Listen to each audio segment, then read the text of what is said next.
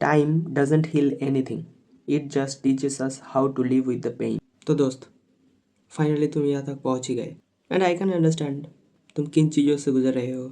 It's okay, it's okay बडी, भुला नहीं पा रहे उसे, है ना। सच ये है कि तुम कभी भी इस दर्द से जुदा नहीं हो सकते और मुझे पता है कि तुम सच्चे दिल से मोहब्बत करते थे, इसीलिए तुम उसे भुला नहीं पा रहे। अगर सच्चा प्यार नहीं होता तो तुम यहाँ तक नहीं आते। लेकिन मैं किसी ऐसी कुर्सी पर नहीं बैठा हूँ कि मैं तुम्हें कोई एडवाइस दे सकूँ। चाहे तुम मुझे एक दोस्त मान लो, एक भाई मान लो, मैं तुम्हें सिर्फ वही बता सकता हूँ जो मैं एक दोस्त को बता सकता हूँ। तो हम इस प्रोसेस को 3 पार्ट्स में डिवाइड करेंगे। Number 1, why is this happening to you. Number 2, how to actually deal with it, और इसका भी 2 सब पार्ट्स होंगे। और तीसरा और सबसे important part, choose your self.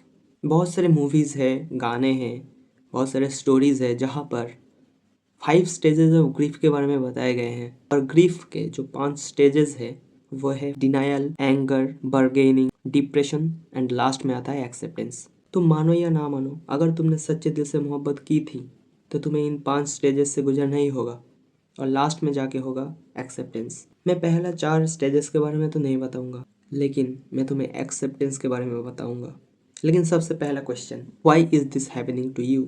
जो व्हाई का तुम इंतज़ार कर रहे हो, जो व्हाई का आंसर तुम खोज रहे हो, वो सिर्फ तुम अपने ईगो को सेटिस्फाई करने के लिए। तुम व्हाई को तलाश करना बंद कर दो, व्हाई से कुछ नहीं आने वाला, अपने ऊपर काम करो। Number 2, how to actually deal with it.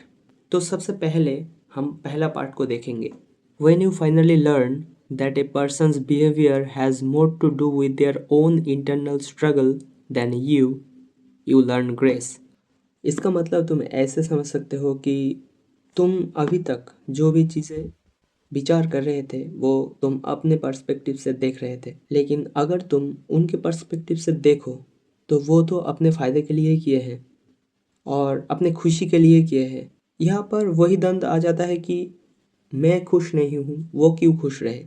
तो ये तो तुम्हारा ईगो हुआ ना, वो अपने खुशी के लिए कुछ कर रहा है।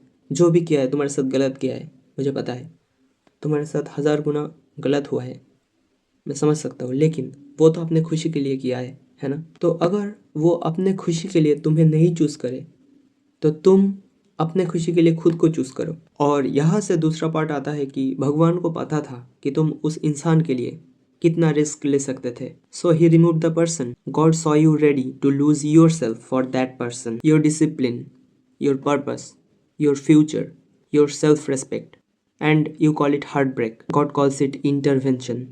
क्योंकि तुम किसी इंसान के अटेंशन के लिए खुद के फ्यूचर को दाव पे लगाना चाहते थे, जो तुम्हारे ऊपर कभी भी श्योर नहीं थे। अगर थे भी, that wasn't love, that was distraction.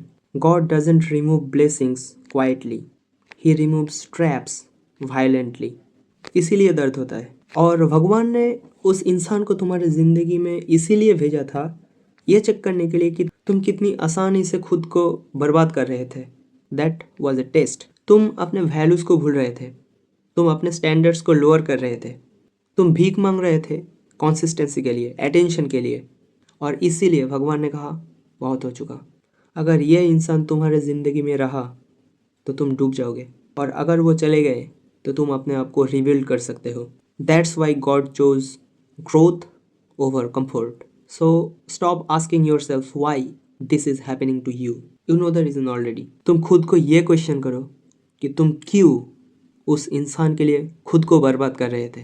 And here comes the point number 3, acceptance. You have to accept everything. You have to choose yourself. Choose yourself, buddy. You can do better. I believe in you.